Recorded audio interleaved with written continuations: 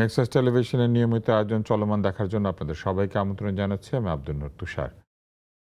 আমরা কথা বলবো চলমান বিভিন্ন বিষয় নিয়ে এবং যে বিষয়গুলি নিয়ে আমাদের জানবার ইচ্ছা আছে অথবা জানাবার ইচ্ছা আছে, এই সব কিছু নিয়ে আলোচকরা আসেন এই অনুষ্ঠানে এবং তারা আমাদের সঙ্গে কথার মাধ্যমে আমাদেরকে সচেতন করে তোলেন এবং যুক্তিতর্কের অবতারণা করে তারা আমাদেরকে একটি বিষয়ে ভিন্ন ভিন্ন দৃষ্টিভঙ্গি কেমন হতে পারে সেটি বোঝাতে চেষ্টা করেন।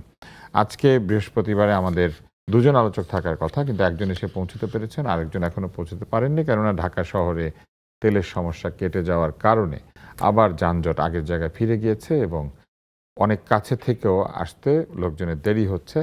আমাদের মধ্যে রয়েছেন ডাক্তার সাখাওয়াত হোসেন সায়ন্ত, তিনি সাধারণ সম্পাদক G9 এবং বাংলাদেশের প্রথিতযশা দন্ত শল্য চিকিৎসক, ইংরেজিতে বলে ম্যাক্সিলোফেশিয়াল সার্জন, চোয়াল এবং দন্তরোগ বিশেষজ্ঞ, তাই না? জি হ্যাঁ।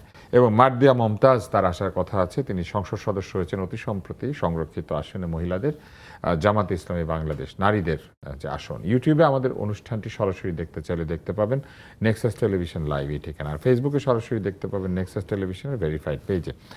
আমরা আজকে আলোচনায় বিষয় রেখেছিলাম যে সাংসদ হয় যে গাড়ি ঘোড়া চড়ে সে। আমরা দেখলাম যে এইবার যখন সংসদ নির্বাচন হবে তার আগে বিশেষ করে তরুণরা খুবই, এবং একই সাথে জামাত ইসলামেরও যারা সম্ভাব্য সংসদে নির্বাচিত হবেন বলে মনে করেছিলেন, তারা সবাই বলেছিলেন যে নির্বাচিত হলে তারা কর মুক্ত গাড়ি নেবেন না। তো এই কথাটা এমন যে সাধারণ মানুষের মনে হয়েছিল যে করমুক্ত গাড়ি নিবে না মানে তারা আসলে গাড়ির সুবিধা নিতে চায় না। কিন্তু দেখা গেল তারা করমুক্ত গাড়ি না নিয়ে বরং সরকারকে দিয়ে গাড়ি কেনানো এবং কর প্রদান দুটোই করিয়ে তারা পুরোপুরি সরকারি ব্যয়ে গাড়ি চেয়ে বসলেন। এবং এটি চাইলেন হচ্ছে যারা এনসিপির সদস্য তারা, এবং সবাই মাথা নেড়ে সায় দিল। তার মানে আবারও আগের মতোই। আমার মনে আছে যখন করমুক্ত এই গাড়ির বিষয়টি হয়েছিল তখনও সকলে সর্বসম্মতক্রমে এটা নিয়ে নিয়েছিল। এইবারও যখন করমুক্ত গাড়ি বাদ দিয়ে করযুক্ত গাড়ি, কিন্তু সেটা সরকারি পয়সায়, মানে জনগণের পয়সায়, সেখানে সবাই সায় দিয়ে দিল। তাহলে কি এটাই ধরে নিতে হবে যে সংসদে গিয়েই গাড়ি পাবে এরকম একটা বিষয়? মানে যারা সাংসদ হবেন তারা গাড়ি পাবেন, তারা সুবিধা পাবেন, তাহলে তো সেই সুবিধার জায়গা থেকে সাংসদরা সরে আসলেন না। জি, আপনাকে ধন্যবাদ জানাচ্ছি এবং যারা শুনছেন সবার জন্য শুভেচ্ছা রইল। আসলে তুষার ভাই, এটা নিয়ে ট্রল হচ্ছে, সমালোচনা হচ্ছে, তারপরও এটার দুইটা ভিন্ন প্রেক্ষাপট আছে। একটা হচ্ছে শুল্কমুক্ত গাড়ির যে বিষয়টা ছিল ওইটা একটা বড় একটা দুর্নীতির জায়গা ছিল। দুর্নীতিটা হতো এইভাবে যে যিনি সংসদ সদস্য হন তিনি দুইটা বড় ধরনের সুবিধা ভোগ করতেন তার রেগুলার যে বেতন ভাতায়ের বাইরেও। একটা হচ্ছে শুল্কমুক্ত গাড়ি আমদানির সুবিধা, আর একটা হচ্ছে সরকারি প্লট পাওয়ার সুবিধা। সেই ক্ষেত্রে শুল্কমুক্ত গাড়ির যে বিষয়টা, এরকম অনেকগুলা কেস বিভিন্ন সময় রিপোর্টে বেরিয়ে এসেছিল যে একজন সংসদ সদস্য তিনি তার নামে খুব দামি কোটি কোটি টাকা দামের এরকম গাড়ি, যেহেতু ট্যাক্স দিতে হতো না, ফলে ওইরকম অনেক বড় অ্যামাউন্টের ট্যাক্স মওকুফ করে এই গাড়িটা আনার সুযোগ পেতেন। ওই এমপির হয়তো এত কোটি কোটি টাকা দামের গাড়ি কেনার সামর্থ্য নাই বা তিনি এটা কিনবেনও না। তখন এটা কোনো ব্যবসায়ী বা টাকাওয়ালা লোক এমপির নামে এনে এটা তিনি নিয়ে যেতেন এমপিকে কিছু টাকা দিয়ে। এইভাবে এমপি বেসিক্যালি কেউ এরকম শুল্কমুক্ত গাড়ির সুবিধা নিয়ে তিনি একটা অনৈতিক ব্যবসা করতেন। আবার সবাই তো করতেন না, 10 জন 20 জন কেউ করতেন যাদের ওই সামর্থ্য নেই। আর যারা সামর্থ্য আছে তারা এই বিশেষ সুবিধা নিয়ে এনে এরকম লাক্সারি গাড়ি ব্যবহার করতেন, কিন্তু সেই গাড়িটা কেনার টাকা তাকেই দিতে হতো। সেইখানে শুল্কটা শুধু তার মওকুফ হতো। কিন্তু এখন যেটা হয়েছে সেটা হলো সরকার ব্যবহারের জন্য এমপিদের গাড়ি দিবে। সেই ক্ষেত্রে যেসব এমপিদের যদি এরকম থাকে যে যেসব এমপিদের নিজের গাড়ি নেই, যেমন ঢাকায় প্লট পাওয়ার ক্ষেত্রে কিন্তু একটা বিষয় ছিল যে যার নামে ঢাকায় প্লট আছে, ঢাকায় বাড়ি আছে বা অতীতে সরকারি প্লট পেয়েছেন, তারা কিন্তু আবার পেতেন না। সেই ক্ষেত্রে যদি গাড়ির বেলায় এরকম হয় যে একজন এমপি হয়েছেন, তার যেহেতু ঢাকায়ও থাকতে হয়, বাংলাদেশের এমপির সিস্টেমটা এরকম যে শুধু আইন প্রণেতা হিসেবে জাতীয় সংসদে থাকলেই হয় না, তাকে এলাকায় যেতে হয় এবং তার লোকাল জনগণের নানান সমস্যার কথা শুনতে হয়, সমাধান করতে হয়। কোথায় খাল হবে, কোথায় খাল কেটে রাস্তা হবে, আর কোথায় রাস্তা কেটে খাল ভরাট হবে, এই সবই তার দেখতে হয়। ফলে তার এলাকায় যেতে হলে যাদের নিজস্ব গাড়ি নেই, অত আর্থিকভাবে সামর্থ্যবান নয়, তারা যদি সরকারি গাড়ি, ডিসিরা সরকারি গাড়ি ব্যবহার করেন, এসপিরা ব্যবহার করেন, আরও সরকারি অনেক কর্মকর্তারা ব্যবহার করেন, সংসদ সদস্যরা যেহেতু সরকারি কাজে নিজেকে নিয়োজিত রাখবেন, সেই জন্য একটা সরকারি গাড়ি, নিজস্ব গাড়ি না থাকলে তারা ব্যবহার করতে চাইলে এরকম একটা বিশেষ সুবিধা দিলেও দিতে পারে। কিন্তু এই সুযোগে যদি প্রত্যেকেই 300-350 এমপি প্রত্যেককে একটা করে গাড়ি দিতে হয়, সেই গাড়ির ড্রাইভার, তেল খরচ মিলিয়ে সরকারের উপর আর একটা বার্ডেন কিন্তু চাপানো হলো। ফলে ওই শুল্কমুক্ত গাড়ি নিব না বলে যে উদারতা তারা দেখালেন, আমরা খুব খুশি হয়ে গেলাম যে যাক, এইবার আমরা মনের মতো এমপি পেয়েছি, যারা প্লটও নেবেন না, গাড়িও নেবেন না, যাদের আছে তো আছে, যারা না আছে তারা আমাদের কাতারেই থাকবেন, জনগণের কাতারে। সেই জিনিসটা হোঁচট খেলো। কিন্তু এখন এটার দুইটা, আমি খুব হার্ডলাইনে যাওয়াটা পক্ষপাতী না, একটা সমন্বয় দরকার। যাদের নিজেদের গাড়ি কেনার সামর্থ্য নেই, এরকম অনেকেও তো এমপি হতে পারেন বা হন, বা তারা নিজেদের গাড়ি নেই বা কেনার সামর্থ্য রাখেন না, তাদের বেলায় বিশেষ শর্তে সরকারি গাড়ি ব্যবহারের সুযোগ যদি দেয়, সেটা একটা খারাপ দিক না আমার মনে হয়। কিন্তু 350 এমপিকে সবাইকে এই আইনের নিয়মের সুযোগ নিয়ে গাড়ি দেওয়া এবং সরকারি অর্থের অপচয় করা, এইটা ঠিক হবে না। যে তরুণরা গাড়ি চাইলেন, এই তরুণরা ইলেকশনের আগে গাড়ি ব্যবহার করতেন এবং এরা যে গাড়িগুলি ব্যবহার করতেন সেগুলি সব বিলাসবহুল গাড়ি। তাহলে তারা গাড়ি চাইলেন কেন এখন? তাদের তো নাকি বড় ভাই ছিল, গাড়ি দিত, তাদেরকে গাড়ি দেওয়ার লোক ছিল। আমি একটা টকশোর মধ্যে দেখেছি একজন বলছেন যে আমাদেরকে গাড়ি দেওয়ার জন্য অনেক বড় ভাইরা আছেন, তারা গাড়ি দেন। খালিদ মহিউদ্দিনের একটা শোতে একজন বলছিলেন, এক তরুণ। তাহলে তারা কেন আবার গাড়ি চেয়ে বসলো? তাদের বড় ভাইরা এখন কোথায় হারিয়ে গেল? বড় ভাইরা নির্বাচনের আগে যে গাড়িটা দিত, তখন কেউ কেউ ভয়ে দিত, এদের ভয় পেত কোনো বড় ভাইরা যারা ব্যবসা করে বা আগের নানান রকমের অপবাদ যাদের নামের সঙ্গে লেপ্টে আছে, তারা এই ভয়ে থাকতো কেউ কেউ যে আমার ব্যবসা প্রতিষ্ঠানটা এই বুঝি এদের দ্বারা আক্রান্ত হলো ফ্যাসিবাদের দোসর বলে, এরকম ভয় কিন্তু কেউ কেউ পেতেন। ফলে তারা ওই বড় ভাইদের, এই ছোট ভাইদের শান্ত রাখতে হতো। আমরা কিন্তু এরকমও দেখেছি যে গুলশানের এক ভদ্র মহিলা এনসিপির এক নেতাকে, সার্জিস আলমকে টাকা দিয়েছেন এবং পরে আবার টাকা চাইতে গেছে, তাকে কত টাকা কম দিয়েছে সেটা নিয়ে কথা হয়েছে। তারপরে অডিও ভাইরাল হলো যে ওই ভদ্রমহিলা যে আশায়, যে উপকার বা ব্যবসা বা কাজ পাওয়ার আশায় টাকা দিয়েছিলেন, সেটি তার পূরণ হয়নি। সেটা নিয়ে কিন্তু সংবাদ মাধ্যমে তখন বেশ শোরগোল পড়ল। ফলে কেউ ভয়ে, কেউ সুবিধা প্রাপ্তির জন্য, আর তখন বিভিন্ন তদবিরে বিভিন্ন কাজ সহজে পাওয়ার জন্য এই বৈষম্য বিরোধী ছাত্র আন্দোলনে যুক্ত যারা এনসিপি বা বৈষম্য বিরোধী ছাত্রদের সংগঠন করত, এদের কাজে লাগাইলে নাকি সহজে কাজ মিলতো, অনেকে ভয় পেত, অনেকে এদের রেসপেক্টও করতো, কেউ স্নেহ করত। ফলে তখন বড় ভাই পাওয়া সহজ ছিল। এখন যখন তারা জামায়াতের সঙ্গে মিশে মাত্র কয়েকটা এমপি পদ পেল এবং তাদের শক্তি সামর্থ্যের প্রমাণ দিতে পারল না এবং ইতিমধ্যে একটা সরকার প্রতিষ্ঠিত হয়েছে, তখন আর ওই বড় ভাইদের হয়তো এই ছোট ভাইদের লালন পালন করা প্রয়োজন বোধ করছে না। এটা একটা কারণ হতে পারে। আর একটা কারণ হতে পারে, তারা এখন সংসদ সদস্য হয়েছে, এখন হয়তো বড় ভাইদের এই দান দয়া দাক্ষিণ্য তারা নিতে চায় না নিজে থেকে, সেটাও হতে পারে।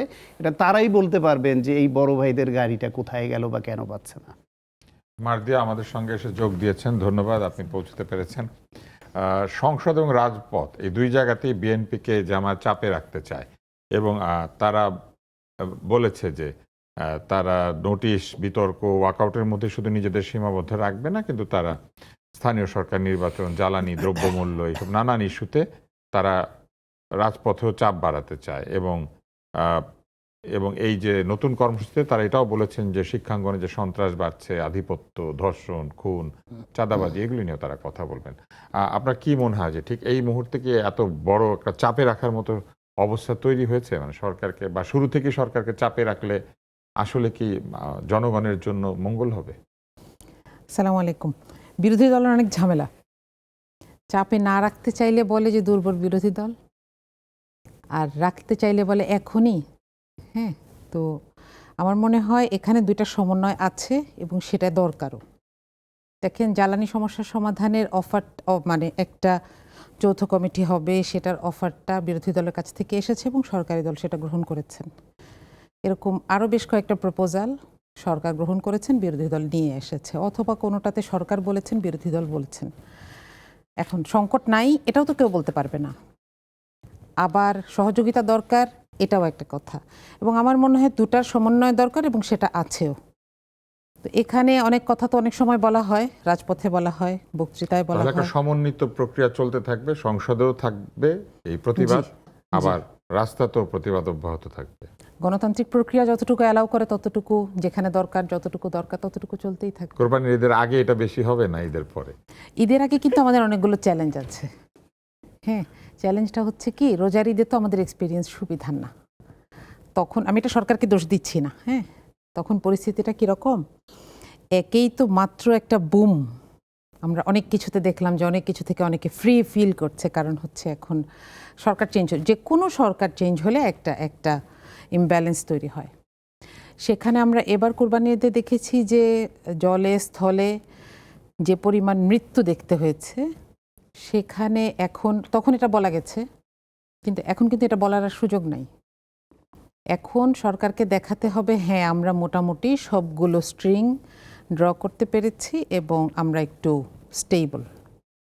এখানে চ্যালেঞ্জ আছে, অনেকগুলো চ্যালেঞ্জ আছে, এবং গতবার আমরা দেখেছি যে বিরোধী দল হওয়া সত্ত্বেও বেশ কয়েকজন সংসদ সদস্য তার নিজ নিজ এলাকার বাস স্ট্যান্ডগুলোতে একটু গেছেন, একটু ভিজিবল ছিলেন, এই ভিজিলেন্সের মাধ্যমে একটু হলেও দেখাতে চেয়েছেন যে আমরা সমস্যার সমাধানটা চাই, কেবল দোষারোপ করেন নাই বসে থেকে। এবার চাইলে তাদেরকেও বলা যায়, আমাদের দরকার আসলে তো বাংলাদেশের একটা ভালো ভালো একটা ডেস্টিনেশনে নিয়ে যাওয়া, সেটার জন্য এবার সময় থাকতে সেই কাজটা করা যায়। আর এই চ্যালেঞ্জটা তো মাথায় রাখতে হবে। ঈদের পরের আন্দোলন করতে হবে কেন, ঈদের আগেই আমরা কাজ শুরু করি না, অসুবিধা কি? আমরা আপনার কাছ থেকে বেশ আশ্বস্ত হলাম যে একটি শক্তিশালী বিরোধী দল শক্তি প্রমাণ করার জন্য হলেও আন্দোলন করবে এবং আন্দোলন করে সরকারকে চাপের মধ্যে রাখবে। তবে আমরা দেখলাম সরকার বেশ বন্ধুভাবাপন্ন, কেননা জামাতে ইসলামের সভাপতি তিনি বলেছেন যে তারা মন পেতে চেয়েছিলেন, কিন্তু সরকারের মন পাওয়া যাচ্ছে না। যে সংসদে বলেছিলেন যে কি করলে আপনাদের মন পাবো, তা আন্দোলন করলে কি মন পাওয়া যাবে? তখন তো মন আরও পাওয়া যাবে না। না, একমাত্র টার্গেট তো ওইটা না, যে মানুষগুলো ভোট দিয়ে পাঠিয়েছে তাদের কথাও তো চিন্তা করতে হয়, এবং প্রত্যেকেরই এলাকায় জবাবদিহিতা আছে। এমনকি আপনি দেখবেন যারা হয়তো সংসদে আসেন নাই, তাদের কাছেও এলাকার মানুষ আসে, কারণ তাদের যারা যারা ভোটার তারা তো তাদের কাছেই আসবে আপনার মাধ্যমে যদি কিছু করা যায়। তো এই চাপটা তো তারাও ফিল করেন, এই কথাগুলোর মাধ্যমে বোঝা যায় যে আসলে এই চাপটা তারা ফিল করেন এবং তারা এখানে অ্যাকাউন্টেবল ফিল করেন, এটা তো জরুরি। এবার আপনাকে একটা অন্য প্রশ্ন করে তারপরে আমরা বিরতিতে চলে যাব, সেটি একেবারে সাধারণ প্রশ্ন। সবসময় সংসদ সদস্যরা নির্বাচিত হলেই পত্রিকা এবং সাংবাদিকরা কার কত টাকা আছে এটা খুঁজে বের করার চেষ্টা করেন, কে কোটিপতি কে গরিব। তো যখন তারা বলেন যে এতজন কোটিপতি, সাথে কিন্তু এটাও বলা হয় যে অতজন কোটি টাকা নাই, মানে তারা একটু দরিদ্র। তো এটা আবার কেউ লেখে না যে এতজন দরিদ্র, এতজনের কোটি টাকা নাই। এবার যেটা বলেছেন সেটা হচ্ছে সংরক্ষিত নারী আসনে নির্বাচিত যে সংসদ সদস্যরা রয়েছেন তাদের মধ্যে 37 জন এসেছেন কোটিপতি পরিবার থেকে, এবং 1 থেকে 5 কোটি টাকা পর্যন্ত সম্পদ রয়েছে 17 জনের পরিবারে, আর 5 কোটির উপরে সম্পদ আছে 20 জনের পরিবারে, এবং এই সংখ্যাটা হচ্ছে সংসদ সদস্যের 74%। আপনি কি এদের মধ্যে আছেন? না, আপনি নাহি। তার মানে আপনি হচ্ছেন এই 74%-এর বাইরে, বাইরে, ওই মানে আপনি 26। আমাদের মতো সাধারণ। জি, মানে জামাতের আমি শিওর না আপনি সাধারণ কিনা, আমি প্রুভড যে আমি মানে সাধারণ। জামায়াত ইসলামের 12 জনের মধ্যে 10 জন কিন্তু কোটিপতি গ্রুপে, তার মানে সংখ্যালঘু 2 জনের একজন আপনি। হ্যাঁ, মানে আচ্ছা, হতে পারে। একেবারেই ভালো লাগলো শুনে আপনার এই কথাটা, এবং আপনি খুব হাসি মুখে বলেছেন। কিন্তু একই সাথে আরেকটা বিষয় হয়, সেটি হচ্ছে মানুষের একটা দাবি থাকে যে যারা প্রথম সংসদ সদস্য হবেন বা হয়েছেন তারা আবার একটা পর্যায়ে গিয়ে পরেও তারা বলবেন যে সংসদে থাকা অবস্থায় তারা কোটিপতি হয়ে গেলেন কিনা। আপনার কি মনে হয় আপনার কোটিপতি হওয়ার সম্ভাবনা কতটুকু? আমি তো কিছুই জানি না, জানছি আস্তে আস্তে। তো এখানে স্যালারি, আমি আগে একটা জবে ছিলাম, এখনো ছাড়িনি, কিছু প্রসেসিং সেই চলছে। আমার তো ধারণা তার চেয়ে আপনি এখন কম বেতন পাচ্ছেন। হ্যাঁ, ঠিক, in a sense, in a sense তাই। কারণ এখন আমার মনে হচ্ছে আমার কি আরো ঋণ টিন করতে হয় কি না, এটা একটা টেনশন। আমার কোনো ঋণ নাই, কিন্তু ভবিষ্যতে কি হয় বলা যাচ্ছে না। না, ওই টেনশন আমরা আশা করি সেরকম কিছু হবে না। আপনি খুবই দায়িত্বশীলতার সাথে আপনার দায়িত্ব পালন করবেন, এটা আমাদের আশা।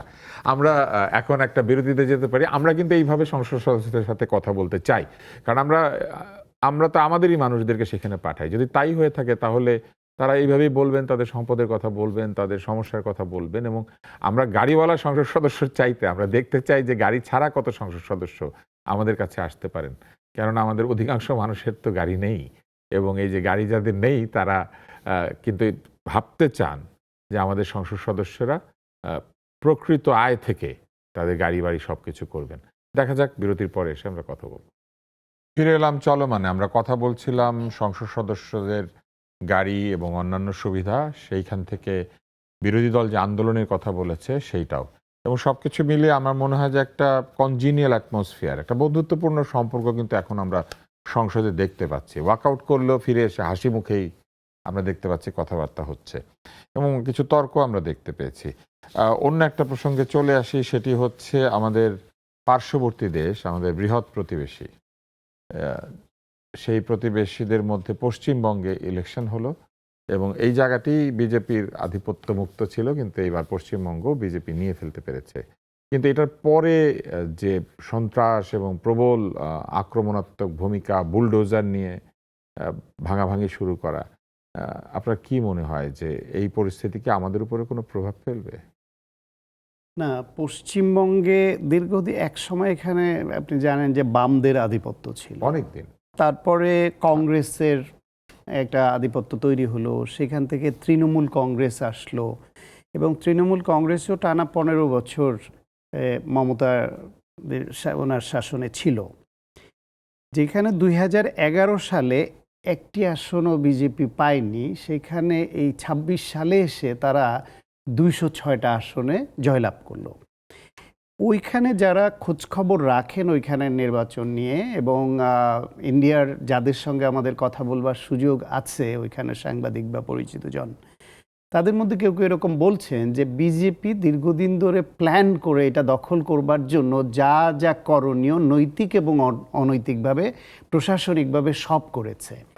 তারা এখানে হিন্দুত্ববাদের যে উত্থান ইন্ডিয়া জুড়ে, সেটাকে কাজে লাগিয়েছে একদিকে, আর একদিকে এখানে তাদের টাকা, রাষ্ট্রীয় বিভিন্ন সংস্থা এবং বাহিনীকে যত দূর সম্ভব কাজে লাগানো যায় নির্বাচনে ফ্লো তৈরি করবার জন্য, জেতার জন্য, তার সবই করেছে।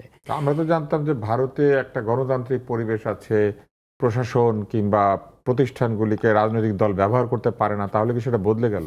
না, ডেফিনেটলি বদলে গেছে। আপনি যখন 2018-র আগে নির্বাচন হলো যেটা ভারতে, তখন আপনার মনে আছে যে রাহুল গান্ধী তিনি পদত্যাগ করলেন এবং একটা তার রেজিগনেশন লেটারে বিশাল এক লেখা দিয়েছিলেন।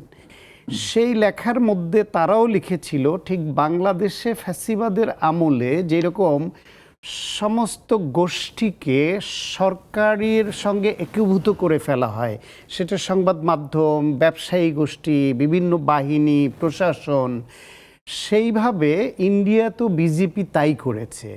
বড় বড় ব্যবসায়ীদের তারা বিজেপির সঙ্গে সরকারের সুবিধা প্রাপ্তি দিয়ে তাদেরকে তাদের মুখী করে ফেলেছে। বিভিন্ন প্রশাসনিকভাবে বিভিন্ন জায়গায় তাদের দলীয়করণ করেছে। তারা সংবাদ মাধ্যমের প্রধান অনেক জায়গাগুলোকে তাদের দিকে ঝুঁকে পড়েছিল। এমনকি ভারতে এক সময় যে বুদ্ধিজীবী, লেখক, সাহিত্যিক গোষ্ঠী ছিল, যারা এই ধর্মীয় আধিপত্যবাদের নামে যে উচ্ছৃঙ্খলতা এবং ভিন্ন ধর্মাবলম্বী বা ভিন্ন মতের উপর নিপীড়নের প্রতিবাদে দাঁড়াতো, সেই সংখ্যাটাও কিন্তু ভারতে ধীরে ধীরে কমে আসছে। এখনও আছে এটা সত্য, কিন্তু সেই সংখ্যাটা কমে আসছে। ফলে ওইখানে কিন্তু এই তাদের একটা বিশেষ আধিপত্যবাদ বিস্তারের যেই প্রক্রিয়া দীর্ঘদিন ধরে চলে আসছে, ফলে গণতান্ত্রিক প্রক্রিয়া এখানে ভোট হয়, কিন্তু ভোটের অনেকগুলো যে অনুষঙ্গ থাকে, সেই অনুষঙ্গগুলোকে প্রভাবিত করবার সমস্ত মেকানিজম ওইখানে বিদ্যমান আছে এবং ছিল। সেই বিবেচনা হয়েছে। তবে বাংলাদেশে প্রভাব পড়বে কিনা সেটা, আগেও যে বাংলাদেশ ওইখান থেকে খুব সুবিধাপ্রাপ্ত হতাম আমরা তা তো না। আমাদের তিস্তা ব্যারেজ তো পশ্চিমবঙ্গের এই মমতা বন্দ্যোপাধ্যায় উনি করতে দেননি, এটাই আমরা সব সময় জানতাম। বিজেপি বলতো তারা চায়, সরকার বলতো তারা চায় সমাধান হোক, কিন্তু পশ্চিমবঙ্গ সরকার চায় না, তাদের বাধার জন্য হয় না।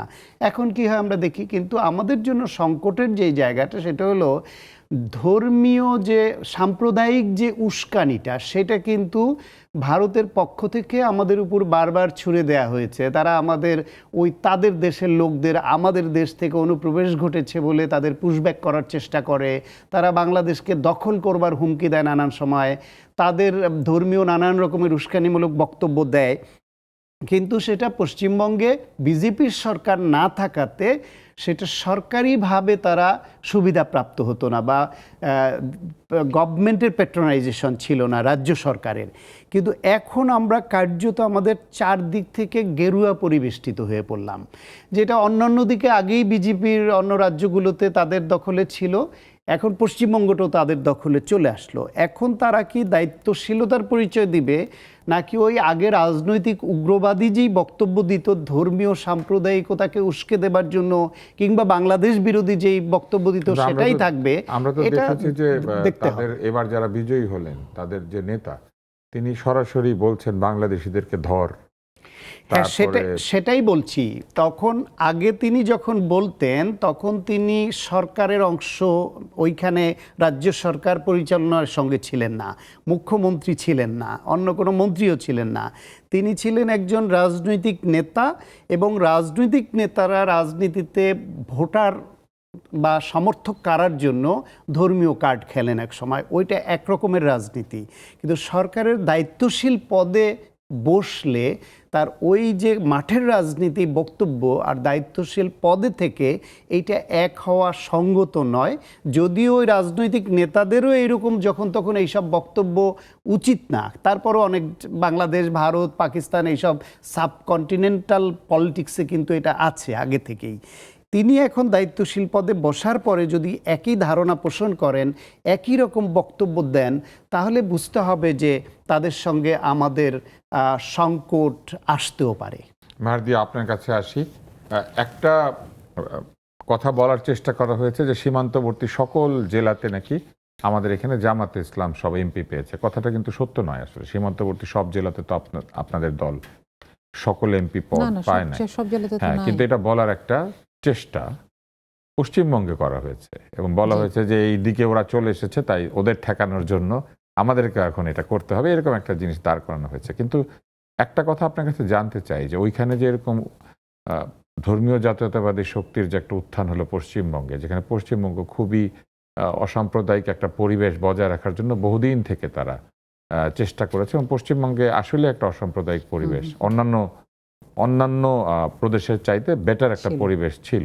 সেখানে আমাদের লোকজন চিকিৎসা করতে যায়, সেখানে আমাদের প্রচুর যাতায়াত আছে, এবং সেখানে মুসলমানদের জন্য যেসব হালাল খাবার সেগুলি প্রকাশ্যে বিক্রি হতো।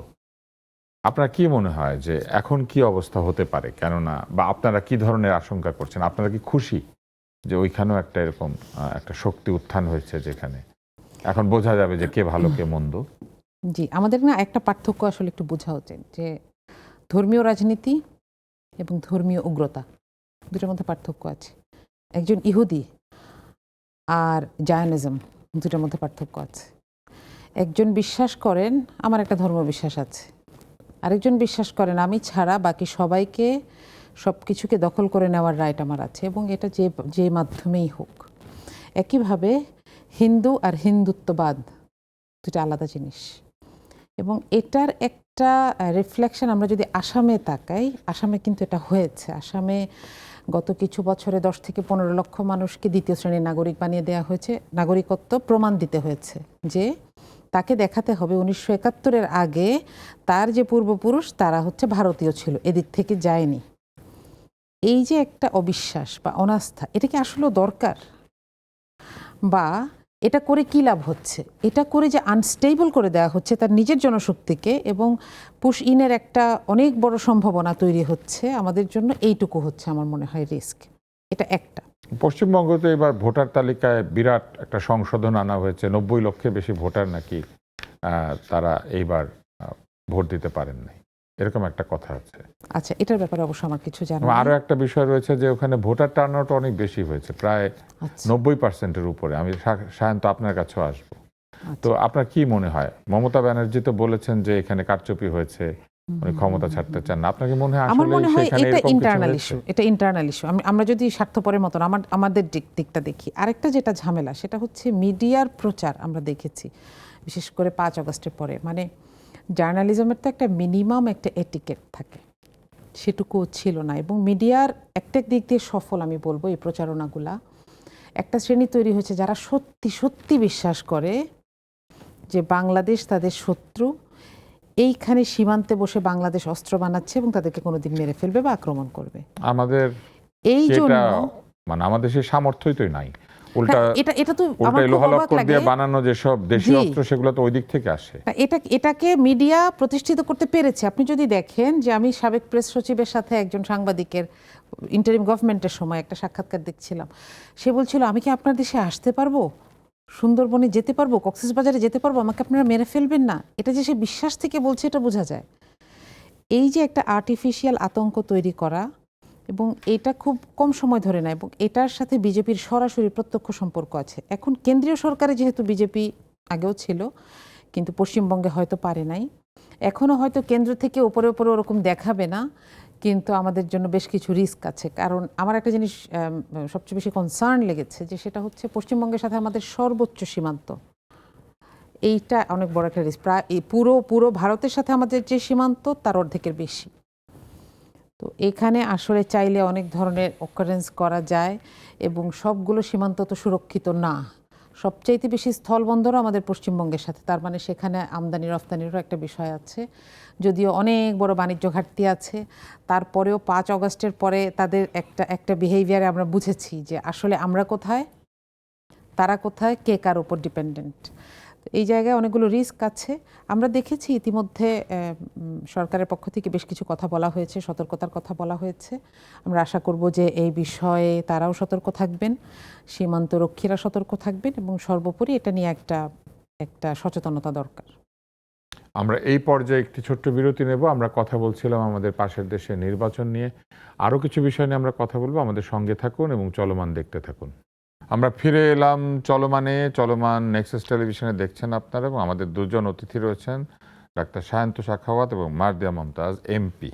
এবং আমরা কথা বলছিলাম আমাদের পাশের দেশের নির্বাচন নিয়ে। আরেকটু এটি আগাতে পারি, সেটি হচ্ছে যে আমরা তো কিছু বলবো যে হিংসাত্মক ঘটনা দেখতে পেয়েছি এই নির্বাচনের পর, এবং প্রবল ধাওয়া পাল্টা ধাওয়া, বুলডোজার নিয়ে এসে ঘরবাড়ি ভাঙা, ধর্মীয় সংখ্যালঘুদেরকে আক্রমণ করা, এই জিনিসগুলি হচ্ছে। আপনার কি মনে হয় যে এটার বিরুদ্ধে সরকারের আসলে আমাদের দেশে কি ধরনের প্রস্তুতি নেওয়া উচিত? কারণ আমাদের এখানেও তো এই ধরনের সম্ভাবনা আছে যে যে কেউ এই সুযোগে একটা অস্থিরতা তৈরি করার চেষ্টা করতে পারে, অন্তত সীমান্তে। ওকে, এই বিষয়ে আসার আগে আমার একটু কনফিউশন দূর করে নেই। সেটা হলো, ভারতে হিন্দুত্ববাদ তারা প্রতিষ্ঠা করতে চায়, সেই জন্য হিন্দুত্ববাদের প্রতিষ্ঠার জন্য বিজেপি রাজনীতি করে, এবং ধর্মীয় কার্ড যত রকমের খেলা যায় সব খেলে, সব আছে। সেটা যদি হিন্দুত্ববাদ হয়, বাংলাদেশে যদি কোনো নেতা জাতীয় সংসদে দাঁড়িয়ে বলেন যে মানুষের তৈরি আইনের কবর রচনা করে কোরআনের আইন এই দেশে চালু করতে হবে, তাহলে সেইটা আবার অন্য কোনো বাদ কিনা, সেই প্রশ্নটা কিন্তু আসতে পারে। কারণ জামায়াতের নায়েবে আমির, ছোটোখাটো নেতা না, মিজানুর রহমান সাহেব বা জাতীয় সংসদে দাঁড়িয়ে এই বক্তব্য দিয়েছেন যে মানুষের আইনের কবর রচনা করে কোরআনের আইন তারা প্রতিষ্ঠিত করবেন। এখন ওই যদি হিন্দুত্ববাদ ওই রকম হয়, উগ্রতাই সবসময় থাকতে হবে তা না, কিন্তু একটা ধর্মীয় মতবাদকে যদি রাষ্ট্রীয়বাদে পরিণত করা হয়, তাহলে ওইখানের হিন্দুত্ববাদ এবং এইখানের মুসলমানদের এই চাওয়াটার মধ্যে মানে আসলে পার্থক্যটা কতখানি থাকে সেটাও আমাদের ভেবে দেখতে হবে। এইবার আসি আপনার যেটা, যে নির্বাচন পরবর্তী সহিংসতা, এইটা এই সাবকন্টিনেন্টাল রাজনীতির একটা দীর্ঘদিনের একটা অগ্রহণযোগ্য অনুষঙ্গ। বাংলাদেশ, ভারত, পাকিস্তান এইসব অঞ্চলে নির্বাচনের পরে সহিংসতা, খুনোখুনি, মারামারি, প্রতিপক্ষের উপর আক্রমণ, এটা বহু পুরনো এবং অনেক খুনোখুনি হয়। বাংলাদেশে অতীত হয়েছে। বাংলাদেশে এইবারের এই ২৬ সালের নির্বাচনটা ব্যতিক্রমী এক নির্বাচন অনেকখানি, যেইখানে নির্বাচনের পরে ওই রকম বড় ধরনের কোনো সহিংসতা, খুনোখুনি এদেশে হয়নি। কিন্তু ভারতের আগেও পশ্চিমবঙ্গে কিন্তু এর আগের নির্বাচনগুলো তো ভোটের পরে এরকম সহিংসতা, খুনোখুনি হয়েছে, পাকিস্তানে হয়, সব জায়গায় হয়। এখন এইটা ওই বাংলাদেশে যেমন অতীতে এইটা বিজয়ীরা সব দখলে নেওয়ার যে প্রবণতা থাকতো তার, এবং প্রতিপক্ষকে যেভাবে নৃশংস কায়দায় দমনের যে প্রক্রিয়া, তার সেই প্রক্রিয়ার মধ্যে ছিল। এইবার অনেকখানি বের হয়ে আসছে বাংলাদেশ। ভারত সেখান থেকে বের হয়ে আসতে পারেনি। বিশেষ করে পশ্চিমবঙ্গে বিজয়ীরা পরাজিতের উপর আক্রমণ আগেও করেছে, খুনোখুনি হয়েছে, ভাঙচুর হয়েছে, প্রতিপক্ষ আক্রমণের শিকার হয়েছে। এইবার সেই ধারাবাহিকতা অব্যাহত আছে এবং আরও বেশি হয়েছে। এবং ভারতে এইবার পশ্চিমবঙ্গে বাংলাদেশে যেরকম পরাজিতরা কারচুপির অভিযোগ বা সব দখল করে নেওয়ার অভিযোগ বাংলাদেশে যেরকম পরাজিতরা করে, পশ্চিমবঙ্গ এবার তাই করেছে। যদিও খুব প্রমাণ সাপেক্ষ যদিও এই বিষয়টা, যে নির্বাচনে কারচুপি বা জালিয়াতি করে ফলাফল পরিবর্তনের কোনো প্রমাণ এখনও বের হয়নি। আমি যেটা বুঝেছি, আমি যতদূর বিভিন্ন সংবাদ মাধ্যমে দেখলাম, সেটা হলো, শুরুতে বলেছি যে নির্বাচনকে বিজেপি তাদের অনুকূলে নেবার জন্য নির্বাচনের আগে মাঠে যে তাদের যে ফ্লো তৈরি করা, সেটা করার জন্য টাকা, তাদের যে মাসল পাওয়ারের প্রদর্শন, তাদের যে বিভিন্ন বাহিনীকে পক্ষে কাজে লাগানো, দলীয়করণ করা, সেই সব কাজ এবং ধর্মীয় কার্ড খেলে হিন্দুত্ববাদের ধোঁয়া তুলে তারা হিন্দুদেরকে তাদের দিকে বেশি টানা, এই সব কাজগুলো তারা করেছে। আর একটা হচ্ছে মমতা বন্দ্যোপাধ্যায় দীর্ঘদিন ধরে 15 বছর ক্ষমতায় থেকে তাদের কাছের অনেক লোকও, তার কাছের অনেক লোক দূরে সরে গেছে। এই যে শুভেন্দু, যিনি এইবার বিজেপি থেকে মুখ্যমন্ত্রী হওয়ার দূরে গিয়েছেন বা এত উগ্র নেতা, তিনিও কিন্তু মমতা বন্দ্যোপাধ্যায়ের তার তৃণমূল কংগ্রেসেই ছিলেন এবং তার খুব কাছের নেতা ছিলেন। এরকম আরও তার কাছের লোক দূরে সরে গেছে এবং নিজের মধ্যে যে অনাস্থা তৈরি পরিবেশ, সেটা দীর্ঘদিন এইসব থার্ড ওয়ার্ল্ড কান্ট্রিতে ক্ষমতায় থাকলে এর প্রভাবও তো পড়ে। আমরা মার্দি আপনার কাছে আসতে চাই অন্য একটি প্রসঙ্গে। হামের মৃত্যু এখনো কমছে না। এরই মধ্যে বিরোধী দলের চিফ হুইপ, জাতীয় নাগরিক পার্টির আহ্বায়ক নাহিদ ইসলাম বলেছেন যে এই সংকটের জন্য যারা প্রকৃতভাবে দায়ী তাদের বিচার নিশ্চিত করতে হবে, কিন্তু শুধু পূর্ববর্তী সরকারের উপর দায় চাপিয়ে দিয়ে বর্তমান সরকার নিজেদের দায় এড়িয়ে যেতে পারে না। বর্তমান সরকারের দায় আসলে কি? এই হামের মৃত্যুর জন্য বর্তমান সরকার কি কারণে দায়ী? জি, আমার মনে হয় এটা শান্ত ভাই ভালো বলতে পারতেন। হামের ব্যাপারটা হচ্ছে, এটা টিকার একটা ভূমিকা আছে, আবার আরেকটা ব্যাপার হচ্ছে ম্যানেজমেন্ট, যে অসুস্থ একজনকে কিভাবে ম্যানেজ করা হচ্ছে। এখানে যেটা হয় যে আমাদের দেশে অনেক সময় এরকম দেখা যায়, আশঙ্কা দেখা গেলে হাসপাতালগুলো রোগী রিসিভ করে না, ভর্তি করে না, বলে চলে যান। এবং আমরা বেশ কিছু বাচ্চা দিয়ে, যেই ঘটনাগুলো আসলে সারা দেশের মানুষের মনে অনেক বেশি প্রশ্নের জন্ম দিয়েছে, আমরা এগুলো দেখেছি যে একটা বাচ্চা নিয়ে একটা বাবা দৌড়াচ্ছেন, তাকে কোনো হাসপাতালে জায়গা দিচ্ছে না। এখন বাস্তবতাটা হচ্ছে কি, মানুষের একটা সাইকোলজি থাকে যে আমি যদি প্রপার কেয়ার পাই, তখন আমার রোগীটা মারা গেলেও আমি একটা সান্ত্বনা পাই।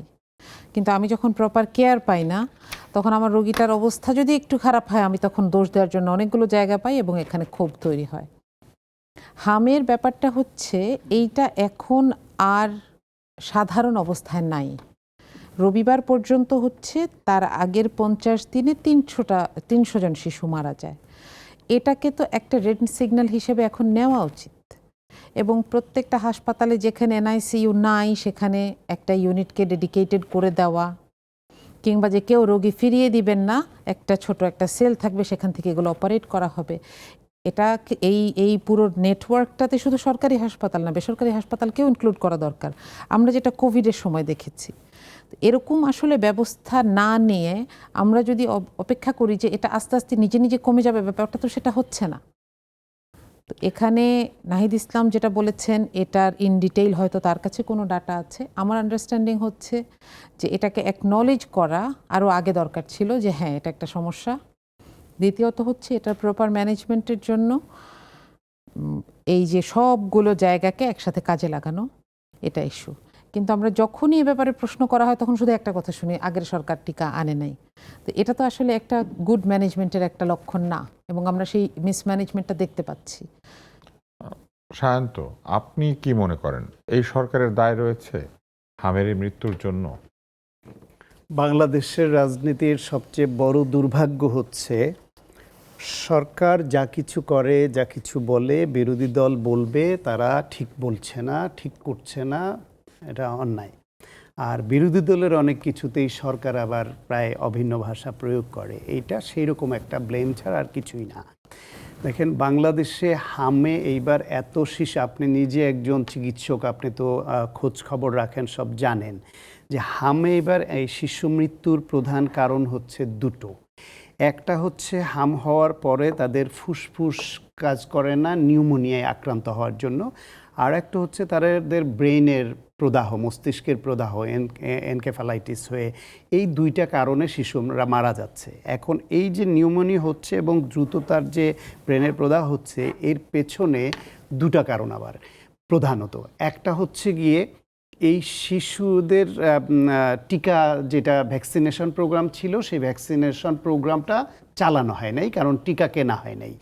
এই টিকা যারা কেনে নাই, সেই সময় টিকা সরবরাহকারী প্রতিষ্ঠান, তারপর ইউনিসেফ, WHO, এরা কিন্তু সবাই এটা নিয়ে উদ্বিগ্ন ছিল, এবং তাদের পক্ষ থেকে উপদেষ্টাকে এটাও বলা হয়েছে, ফর গডস সেক এরকম উদ্যোগ নেবেন না, টিকা না কেনার এই উদ্যোগ নেওয়া ঠিক হবে না। তারপরেও তারা শোনেনি। এখন আরেকটা বিষয় আছে এই টিকার বিষয়ে, আরেকটা হচ্ছে পুষ্টি। আপনি সবাই এটা জানেন, মোটামুটি মেডিকেল সায়েন্সের খোঁজ রাখেন, যারা নিউমোনিয়ায় আক্রান্ত হয় কারা, যাদের ইমিউনিটি দুর্বল, রোগ প্রতিরোধ ক্ষমতা কম, এবং সে কারণে নর্মালিও কিন্তু শিশুরা এবং বয়স্করা অথবা বিভিন্ন এমন রোগে আক্রান্ত যাদের রোগ প্রতিরোধ ব্যবস্থা দুর্বল হয়ে যায়, তারা নিউমোনিয়া আক্রান্ত হয়। সেই ক্ষেত্রে এই শিশুদের ইমিউনিটি বাড়ানোর জন্য ভিটামিন এ ক্যাপসুলের যে প্রোগ্রাম ছিল, সেটাও কিন্তু বন্ধ করে দেওয়া হয়েছিল। ফলে একই সঙ্গে এই শিশুদের পুষ্টিহীনতার মধ্যে ফেলে দেওয়া হচ্ছে, পাশাপাশি তাদের যে সুরক্ষা দেবার জন্য যে ভ্যাকসিন ছিল, সেটাও দেয়া হয়নি। ফলে এই দুইটার ইফেক্টের কারণে হাম হওয়ার ফলে মৃত্যুটা বেশি হচ্ছে। এখন এই শিশুদের যে এই রোগে আক্রান্ত হলে তার আইসিইউ, একটা শিশু মৃত্যুবরণ করে কোন পর্যায়ে গেলে, সেই সময় তার কিন্তু আইসিইউ সাপোর্ট খুব গুরুত্বপূর্ণ। কিন্তু এই পেডিয়াট্রিক আইসিইউ অন্যান্য সাধারণ সব আইসিইউর যে এক্সপার্ট, তারা কিন্তু এই মাপজোক ওষুধ একই না, এটা কিন্তু খুব ভালোভাবে ম্যানেজ করতে পারবেন না। শুধু ডাক্তার হইলেই সবাই তো সব বিষয়ে সমানভাবে ম্যানেজ করতে পারে না। ফলে আইসিইউ আবার এমন একটা বিষয়, বাংলাদেশের মতো এরকম দেশে এই আগে থেকে আগাম আমার কবে করোনা হবে বা কবে আমার হাম হবে বা অন্য কোনো প্রাদুর্ভাব হবে, এই জন্য আমি যথেষ্ট সংখ্যক আইসিইউ কিনে আমি রিজার্ভ করে রাখবো, সেই পর্যায়ের দেশ তো বাংলাদেশ না। ফলে এখানে এই পেডিয়াট্রিক আইসিইউর ঘাটতি আছে। তারপরও সরকার চায়নার সঙ্গে আলোচনা করে খুব দ্রুততার সঙ্গে কিন্তু অনেকগুলো আইসিইউ বেড এখানে তারা এই যন্ত্রপাতি আমদানি করেছেন, এনেছে। সরকার খুব দ্রুততার সঙ্গে টিকা আমদানি করে সে টিকা দেওয়া শুরু করেছে। টিকা দিলেও তো সেটা কার্যকর হতে কয়েক সপ্তাহ সময় লাগে, সেই একটা বিষয় আছে। সরকার সমস্ত হসপিটালগুলোকে এটা চিকিৎসার জন্য তারা প্রস্তুত করেছে। মন্ত্রী থেকে শুরু করে ডিজি মহোদয়রা সবাই ছুটছেন প্রতিদিন এই বিষয়ে। ফলে সরকারের তরফ থেকে এইটার ব্যবস্থাপনায় কোথাও কোনো রকম ঘাটতি হয়েছে এরকম নজির এখনো পর্যন্ত কোনো সংবাদ মাধ্যমে আসেনি। এটা সত্য যে সিট পাওয়া কঠিন হচ্ছে, আইসিইউ পাওয়া কঠিন হচ্ছে। কেন বলছেন যে সরকার নিজের দায় এড়িয়ে যেতে পারে? নাহিদ ইসলাম, ওই যে বললাম, বাংলাদেশে বিরোধী দলে থাকলে সরকারকে দায়ী করতে হয়। হানিফ সংকেতের একটা জনপ্রিয় কৌতুক আমরা খুব ছোটবেলায় শুনতাম এবং হাসতাম, যে এক লোক ওই সদরঘাট থেকে নামার পরে সে ইসলামপুর যাওয়ার ঠিকানা খুঁজছে, তো যারই জিজ্ঞেস করছে সেই তার কাছে কিছু সবাই ঘুষ দাবি করছে, কেউ দিচ্ছে না। শেষ পর্যন্ত ঘুরতে ঘুরতে দেখেছে অনেক লোক জড়ো হয়ে আছে এবং এক লোক বক্তৃতা দিয়ে বলছে, নেতা, যে আমি আপনাদের সকল সমস্যার সমাধান করে দিব, আপনাদের কারো কোনো সমস্যা থাকবে না। তখন ওই লোক ভাবলো আমি আসল জায়গা পাইছি। ওইখানে গিয়ে ওই মঞ্চের কাছে গিয়ে ওই লোককে বলল, ভাই আমি ইসলামপুর যাব, কেউ আমার এই ঠিকানাটা দিচ্ছে না, ইসলামপুর কোন দিকে? তাকে টেনে মঞ্চে তুলে ধরে বলে, ভাই সাহেব এই লোক ইসলামপুর যেতে দেওয়া হচ্ছে না, এই জন্য দায়ীকে ওই স্বৈরাচারী সরকার। তো বিরোধী দলে থাকলে তার সব দায় সরকারের উপর চাপানোর যে প্রবণতা এইখানে আছে, এটা সেই রকম একটা বক্তব্যের বাইরে অন্য কিছু ভাবার সুযোগ নেই। আমরা এই পর্যায়ে এসে আবারও বিরতি নিচ্ছি এবং বিরতির পর ফিরে আসবো। চলমান দেখতে থাকবেন। আমরা কথা বলছিলাম বিভিন্ন বিষয় নিয়ে। আমরা শুরু করেছিলাম সাংসদদের গাড়ি, তারপরে কথা বলেছি পাশের বাড়ি, আর এখন আমরা কথা বলেছি হাম, এবং দেখা যাক একটু পরে কথা বলবো তেলের দাম। ফিরে এলাম চলমানে এবং আমরা কথা বলছিলাম হামের টিকা এবং অন্যান্য বিষয় নিয়ে। আবার আমরা ডক্টর সায়ন্ত আপনার কাছে আসতে চাই, তবে তার আগে মার দিয়ে আপনার কাছে আসি। সেটি হচ্ছে যে আমরা দেখতে পাচ্ছি যে বাজারেও কিছু অস্থিরতা রয়েছে, তেলের বাজারে তো একটা অস্থিরতা রয়েছে, বিশেষ করে ভোজ্য তেল, সয়াবিন তেলের দাম বেড়ে গিয়েছে এবং এক ধরনের মুদ্রাস্ফীতিজনিত দ্রব্যমূল্য বৃদ্ধিও রয়েছে। তেলের দাম বাড়লে যে কোনো কিছুর দাম বাড়ে, যাতায়াতের খরচ বাড়ে। আপনার কি মনে হয় যে এরকম একটি পরিস্থিতিতে বিরোধী দলের কি কোনো দায় দায়িত্ব রয়েছে? এটা বাড়ার জন্য না, কিন্তু এটিকে মোকাবেলায় সরকারের পাশে দাঁড়ানোর কিংবা এরকম একটি অবস্থায় জনগণের জীবনকে সহজতর করার জন্য কোনো কিছু করার কি জায়গা আছে বিরোধী দলের পক্ষে? জি, এখানে আসলে অনেকগুলো ব্যাপার এখানে জড়িত। প্রথম কথা হচ্ছে যে কোনো ম্যানেজমেন্টে অ্যাপ্রোচটা আসা উচিত সরকারের কাছ থেকে। এরপর বিরোধী দল কি করে সেটা তো আমরা দেখতেই পাবো। এখন আবার যথেষ্ট পরিমাণ ঝুঁকি অনুভব না করলে হয়তো সরকার এখানে অ্যাপ্রোচ করেন না, এটাও একটা বিষয়। অথবা সরকার মনে করছেন এটা এখনো ম্যানেজেবল, এরকম আপস অ্যান্ড ডাউনস হতেই থাকে। মূল্যস্ফীতির যেটা বলছিলেন সেটা আমার কাছে মনে হয় একটু চিন্তার বিষয় আছে।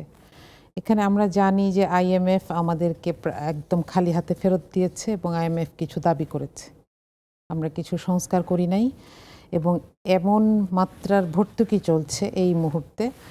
বিশেষ করে সরকার যে প্রজেক্টটা নিয়ে খুবই আত্মবিশ্বাসী, ফ্যামিলি কার্ড, এবং ভোটে এটা মোটামুটি একটা রেগুলেটরি ভূমিকা রেখেছে, সেই জায়গাটাতেও ভর্তুকির উপরেই এখনো আছে পুরোটা প্রজেক্ট।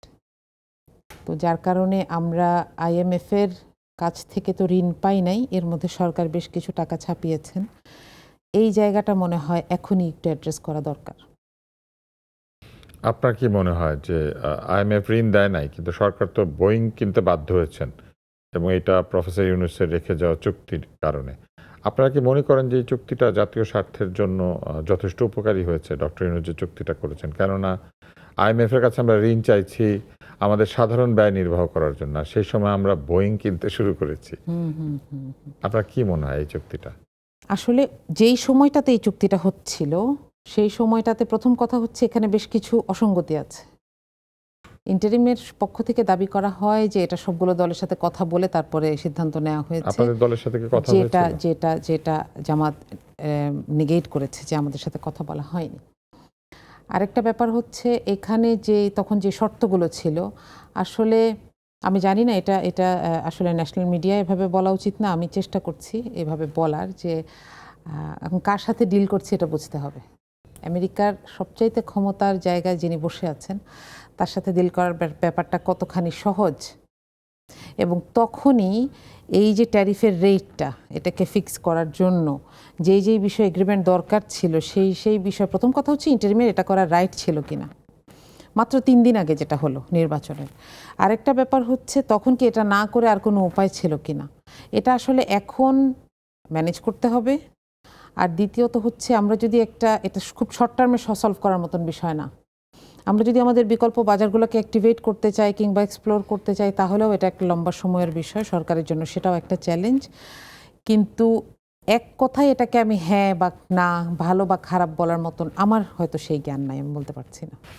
সায়ন্ত সাখাওয়াত, আপনার কাছে কি মনে হয় যে এই পরিস্থিতিতে এই দ্রব্যমূল্যের ঊর্ধ্বগতি, মানুষের একটা নাভিশ্বাস অবস্থা কিন্তু তৈরি হয়েছে, যদিও আপনার ফ্যামিলি কার্ড মানে জাতীয়তাবাদী দল তার সরকারের মাধ্যমে ফ্যামিলি কার্ড দিচ্ছেন, একটা নির্দিষ্ট অংশের কিছুটা উপকার হচ্ছে, সরাসরি অর্থ সহায়তা পাচ্ছে, কিন্তু আপনার কি মনে হয় যে সরকারের সামনে আসলে কি ধরনের ঝুঁকি রয়েছে এই মুদ্রাস্ফীতি মোকাবেলার ক্ষেত্রে? এবং এই যে ভোজ্য তেলের দাম যে শুধু বাড়ছে তাই নয়, চালের দামও কিছু কিছু করে বাড়তে শুরু করেছে এবং সবজির দামও বাড়তে শুরু করেছে, একটা অস্থিরতা আছে। ওকে, তার আগে একটা কনফিউশন হয় অনেকের এই কথাটা একটু একটু বলি, যেটা মারদিয়া বললেন যে সংস্কার করে নাই বলে বাংলাদেশে আইএমএফ খালি হাতে ফিরিয়ে দিয়েছে। এটা মনে হতে পারে যে ঐকমত্যের এই যে এখন যে জুলাই সনদ বা গণভোটের সংস্কার, আসলে সেটা না। এটা হচ্ছে অর্থ খাতে তারা আইএমএফ এর কিছু প্রেসক্রিপশন থাকে, সেই প্রেসক্রিপশন আজীবন থাকে এবং তাদের মতো করে বাংলাদেশে সংস্কার করলে বাংলাদেশের অনেক ক্ষতির সম্মুখীন হবে বলে বাংলাদেশে বিভিন্ন সময় অর্থনীতিবিদরাও মতামত দেন, যে কারণে এটা একতরফাভাবে তাদের চাপিয়ে দেওয়া ওই সংস্কার সম্ভব না। তারা যেমন কোনো ভর্তুকি রাখতে দিতে চান না, আমাদের তো আমাদের খাবারের দাম কমিয়ে রাখার জন্য ডিজেলে ভর্তুকি দিতে হয়, জনগণের সেচ কাজে স্বার্থে আমাদের অনেক ক্ষেত্রে বিদ্যুৎ খাতে, জ্বালানি খাতে, কৃষি খাতে অনেক জায়গায় ভর্তুকি দিতে হয় এবং সেটা দিবে। আর একটা হচ্ছে গিয়ে এই সংস্কারটার দায়টাও এই 2 মাস আগে আসা এই সরকারের না, সেটাও ওই যে এখনকার বিরোধী দলের প্রিয় ইন্টারিম গভর্নমেন্টের, তাদের হাতে 2 বছর 1.5 বছরে কেন ওই সংস্কারগুলো পারে নাই। আসলে এটা সম্ভব নয়। ফলে ওই ব্লেমটা বিরোধী দলে থাকলে যেরকম দেয়, মনে করে যে এই সরকারকে একটু এক হাত দিতে না পারলে এক আঙ্গুল দিলাম। আর একটা হচ্ছে যে এই সরকার একটা অসময়ে রাষ্ট্র পরিচালনার দায়িত্ব পেয়েছে। একটা সরকার দায়িত্ব নিল একদম মুখোমুখি রোজা, তারপর শুরু হয়ে গেল ইরান যুদ্ধ, সারা পৃথিবী জুড়ে অর্থনৈতিক একটা অস্থিরতা, নানান রকমের অস্থিরতা, সারা পৃথিবীতে কোটি কোটি মানুষ দারিদ্র্য সীমার মধ্যে চলে আসবে আগামী 1 বছরে, সেই পরিসংখ্যান ইতিমধ্যে আন্তর্জাতিক সংস্থাগুলো দিচ্ছে। দরিদ্র হয়ে যাচ্ছে, তো পৃথিবী দরিদ্র হয়ে যাচ্ছে, দরিদ্র লোকের সংখ্যা, দরিদ্ররা আরও দরিদ্র হচ্ছে এবং যারা দরিদ্র ছিল না তারা দরিদ্র জনগোষ্ঠীর মধ্যে ঢুকে পড়ছে। বাংলাদেশ তো তার বাইরে না, বাংলাদেশ বরং আরও সমস্যা সংকুল জনবসতিপূর্ণ একটা দেশ, আমাদের অ্যাসেট সীমিত। সেই অবস্থায় এখানে মূল্যস্ফীতি হবে, এখানে অর্থনৈতিক ব্যবস্থাপনা আরও জটিল আকার ধারণ করবে। সরকার তার সক্ষমতা দিয়ে এটাকে ওভারকাম করতে হবে এবং বিরোধী দলগুলো যদি আবার সেখানে সহযোগিতা না করে রাস্তায় অ্যানার্কি তৈরি করবার কর্মসূচি নিয়ে যায়, তাহলে জনগণের তাতে আরও ক্ষতি বৃদ্ধি হবে। সেই ক্ষেত্রে সরকার যদি তারা উচিত হবে বিভিন্ন সেক্টরে যারা এই বিষয়ে কাজ করেন, বোঝেন এবং বাংলাদেশপন্থী চিন্তা করেন, তাদের কাছ থেকে পরামর্শ নিয়ে একটা সমন্বিত উদ্যোগ নেওয়া, যে এই অর্থনৈতিক ক্রাইসিসের মধ্যে আমাদের এই যে কিছুদিন আগে প্রাকৃতিক কারণেও ধানের ক্ষতি হয়েছে হাওর অঞ্চলে, ফলে ওই কারণে ওইটা একটা প্রভাব পড়বে, তাতে কিন্তু অনেক ধান নষ্ট হয়েছে। ফলে এখানে উৎপাদন বাড়ানোর জন্য কি করা যায়? এই মুহূর্তে মানুষের ক্রয় ক্ষমতা, যেহেতু দ্রব্যমূল্য বাড়ছে, তার আয়ের সংস্থান যদি সরকার করতে না পারে বিনিয়োগের মাধ্যমে, কর্মসংস্থান সৃষ্টির মাধ্যমে, তাহলে তার ক্রয় ক্ষমতা বাড়ানো যাবে না। দ্রব্যমূল্য বাড়াটা সবসময় ঠেকানো যায় না, কারণ জ্বালানি তেলের দাম আন্তর্জাতিক বাজারে বেড়েছে, দেশেও বেড়েছে, তারপরও বেশ কিছুদিন না বাড়িয়ে থেকেছে সরকার। জ্বালানি তেলের দাম যখন বাড়ে তখন আপনার একটা জিনিসের উৎপাদন খরচ বাড়বে, কৃষির উৎপাদন বাড়বে, শিল্প কারখানা উৎপাদন খরচ বাড়বে, তার পরিবহন খরচ বাড়বে, প্রক্রিয়াজাতকরণ খরচ বাড়বে, প্রিজার্ভেশনের খরচ বাড়বে, মার্কেটিংয়ের খরচ বাড়বে। ফলে এন্ড অফ দ্য ডে গিয়ে তার কিন্তু যে বিক্রয় মূল্য, কনজিউমার যে যারা ক্রেতারা কিনবেন তাদেরকে বেশি দামে না কিনে উপায় নাই। এখন এটা বাস্তবতা, সেইখানে সরকার কোন খাতে কতটুকু ভর্তুকি দিতে সক্ষম সেটা একটা বিষয় আছে। পাশাপাশি মানুষের ক্রয় ক্ষমতাটাকে কীভাবে আরেকটু বাড়ানো যায় সেই দিক বিবেচনা করে তাদের কর্মসংস্থানের দিকে, বিনিয়োগের দিকে মনোযোগ দিয়ে এটাকে একটা সমন্বয় করতে হবে। পাশাপাশি কেউ যাতে অপপ্রচার করে দেশে অস্থিরতা তৈরি করতে না পারে, সেই হিসেবে সরকারের এটার সঠিক তথ্য প্রবাহটা নিশ্চিত করতে হবে। যখন সঠিক তথ্য প্রবাহ মানুষ পায় এবং তারা রিয়েলাইজ করে যে সরকারের সর্বোচ্চ আন্তরিকতা আছে এবং তারা সততার সঙ্গে সিনসিয়ারিটি নিয়ে চেষ্টা করছেন, তখন কিন্তু মানুষ এগুলো খুব বেশি রিঅ্যাক্টিভ হয় না। কিন্তু সরকারি ব্যবস্থাপনায় যদি ত্রুটি থাকে তাদের নিজেদের যদি এটা ম্যানেজ করার ক্যাপাবিলিটি যেটা দরকার সেটা ঘাটতি থাকে, তখনই এই সমস্যা হয়। আর বিরোধী দল যদি এখানে উস্কানিমূলক এবং সরকার বিরোধী অবস্থান নিতে গিয়ে জনগণ বিরোধী অবস্থান নিয়ে ফেলে, সেটাও একটা সংকট তৈরি করে। ফলে দেশে একটা সুষ্ঠু রাজনীতির পরিবেশ, গণতন্ত্র, সংবাদ বা তথ্যের অবাধ প্রবাহ এবং সরকারের সক্ষমতা, এই অনেক কিছুর উপর ডিপেন্ড করছে ভবিষ্যতে আমাদের গতি কোন দিকে হবে, আমাদের দেশের মানুষ কতটা স্বস্তিতে থাকবে, নাকি তাদেরকে আবার আমরা অতীতের মতো অস্বস্তিতে ফেলবো। আমরা আশাবাদী যে আমরা অস্বস্তির সম্ভাবনা থাকলেও আমাদের সমন্বিত প্রচেষ্টার মাধ্যমে আমরা স্বস্তিময় একটি পরিবেশ তৈরি করার লক্ষ্যে কাজ করতে পারবো। তবে কোনো কাজই সফল হয় না যদি জনগণ ধৈর্যশীল না হয় এবং যদি সরকার আন্তরিক না হয় এবং বিরোধী দল যদি সহযোগিতা না করে। ফলে এই মুহূর্তে এই যে সামনে যে অর্থনৈতিক বিপদ রয়েছে, সেই বিপদকে মোকাবেলা করতে গেলে আমাদের সকলেরই ধারণা যে এখানে একটি সমন্বিত চেষ্টার প্রয়োজন রয়েছে। আমাদের চলমানে আমরা কিন্তু সবসময় যে সমালোচনা করি ব্যাপারটি সেরকম না। আমরা যে অনেক বিষয় নিয়ে আলোচনা করি, সব আলোচনায় যে একেবারেই সঠিক হবে সেটাও আমরা আশা করি না, কিন্তু আলোচনা অব্যাহত রাখাই হচ্ছে গণতান্ত্রিক সংস্কৃতি।